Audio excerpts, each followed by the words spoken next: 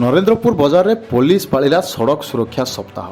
सड़क सुरक्षा सप्ताह पालन अवसर में कटक जिला नेमाल थाना अधिकारी सुशील कुमार नायक सयोजन नरेंद्रपुर फांदी अधिकारी सहयोग में नेमाल थाना अधीनस्थ नरेंद्रपुर बजार सड़क सुरक्षा सप्ताह पालित हो जाएगी। कार्यक्रम में काकुड़ियापड़ा उर्दू प्राथमिक विद्यालय शिक्षक मंगा सार तत्वावधान में विद्यालय बहु छात्र छात्री मैंने जोग देते सड़क सुरक्षा सचेतना वार्ता लोक प्रदान करते जेपरिक दुई चकिया जान आरोही मैंने गाड़ी चलाइबा पूर्व मुंडरे निश्चित भाव हेलमेट व्यवहार करने, गाड़ी चलाइला बेले कौन मादक द्रव्य सेवन न करने और गाड़ी चलाइबा बेले मोबाइल फोन व्यवहार न करने लोक सचेतन कराइथिले। सड़क सुरक्षा जीवन रक्षा सचेतनता कार्यक्रम में SI Swagatika Mahakul, SI Sheikh Shahnawaz, SI CSP Lekha, constable Arakshit Das, home guard Nagen, अभि नरेंद्रपुर सरपंच नमिता राय, नारी नेत्री सत्यभामा साहू, वरिष्ठ नागरिक दिवाकर दास समेत विभिन्न समाजसेवी मैंने जोग देथिले।